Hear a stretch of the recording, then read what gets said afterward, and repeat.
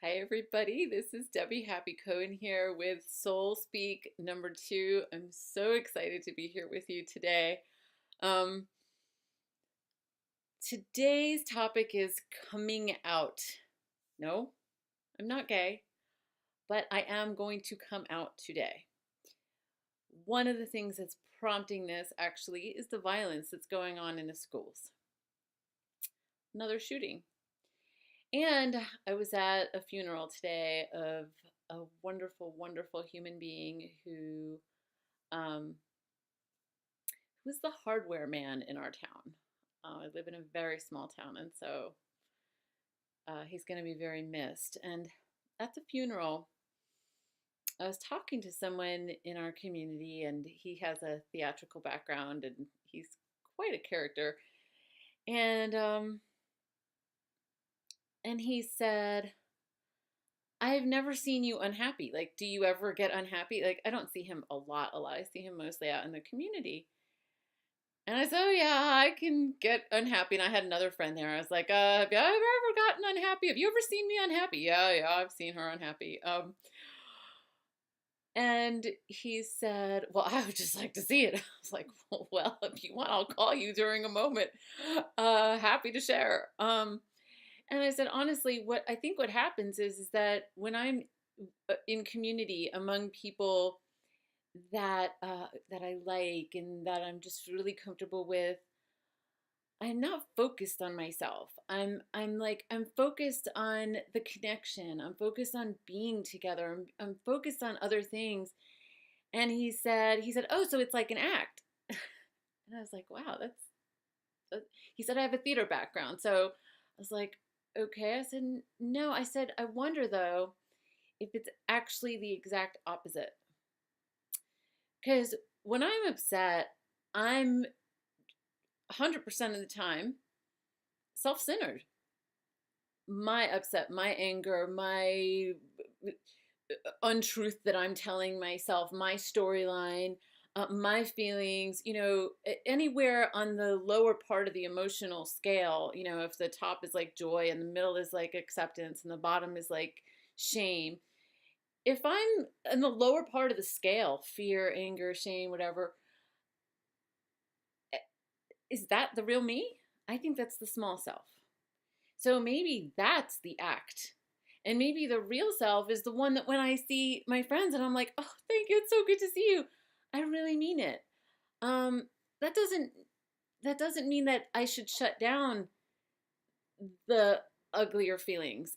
It means that my practice is accepting them and even celebrating them, integrating them instead of fighting with them or instead of trying to suppress them or by the way, men and women respond differently. When women are shamed, they have a tendency to shame themselves. So you feel bad, then you feel bad about feeling bad. Men have a tendency when they feel ashamed to lash out, bar fights. You usually don't see women getting in bar fights. You usually see men getting into bar fights. Women have their own different ways of fighting and whatever, but that's another story. I'm mentioning it because soul speak is about letting your soul be true in its expression. And when we don't, we really suffer. We suffer individually and we suffer collectively. And so here's where I want to come out today. There are some things that I am capable of doing that I have been capable of doing for many years, kind of like one of the characters in the TV show Heroes, I guess. And things that would be designated by other people as weird, strange, witchy, odd, oh, don't talk about that in public kind of a thing. I'm going to share a couple of specific examples. And these were exciting and terrifying at the same time. One of them, this was many years ago, a client called me hysterical late at night. I didn't get the message until the next morning. Her 6-year-old son was talking about committing suicide again.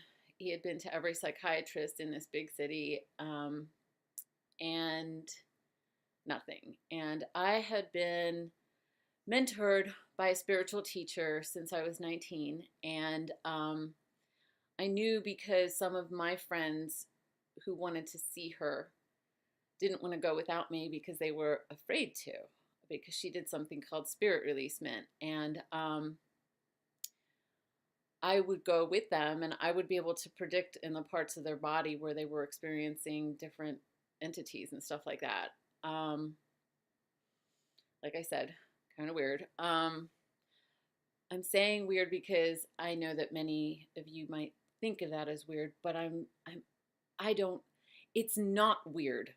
That's part of the issue that's going on. It's like, I think that as a society, we have all these things that we actually experience, but people don't want to talk about it publicly unless they are designated to be, oh, the one who talks to ghosts. But I think we all have these experiences.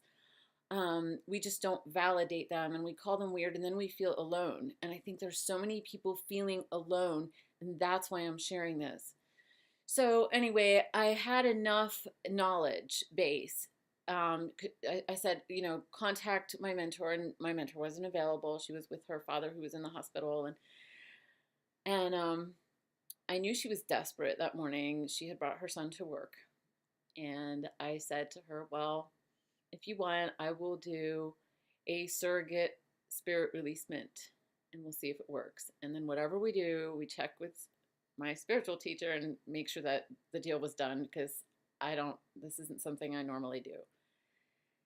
And we used her as the person who would speak on behalf of her son, and this was over the phone. And when we had both felt that energy left, her son came running back in the room in her office, came running back in, and never heard voices again after that, telling him to hurt himself. And honestly, it freaked me out. I didn't want to tell anybody. I was doing a lot of programs that were corporate and in public schools, and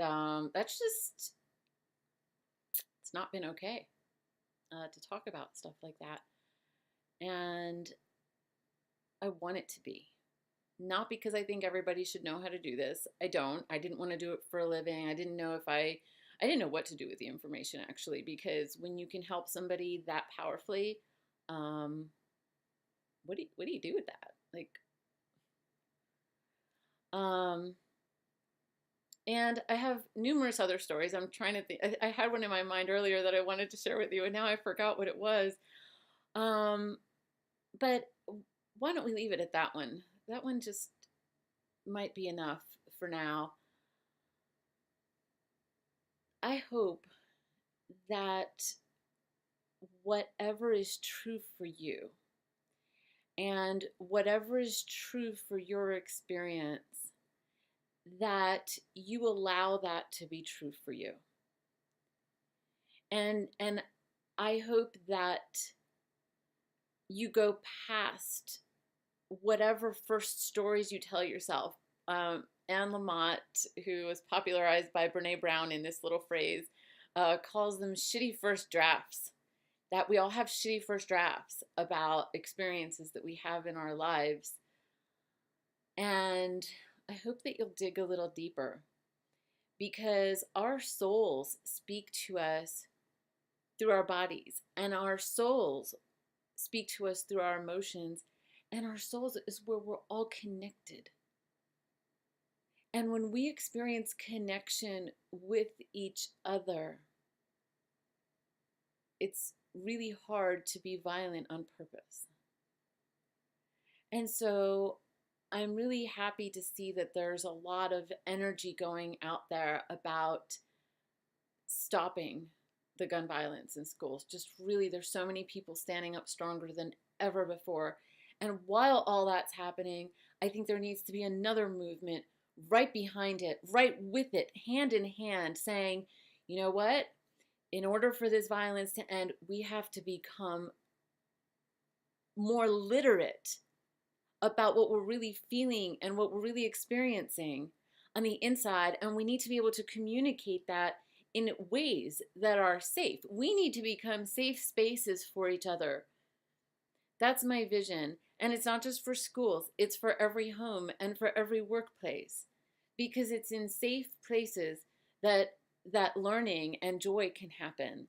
And we love learning as humans, and we love joy, and we love growing. And that is my intention for you and with you as your sister. And behind me, the other one, the other backdrop, and Soul Speak #1 had a little surprise behind, and this one does too. It is another painting by my favorite fairy tale artist who also does so much feminine art.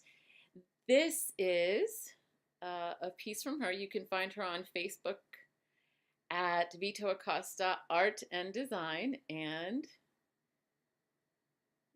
there's a unicorn. Thanks, everybody. Keep listening to your soul and keep speaking from your soul. And if you have any questions or comments, I'd be interested to learn more about you and what you're interested in, and what about these topics you would like to hear more about. And we'll see where we can go together. Thank you. Goodbye.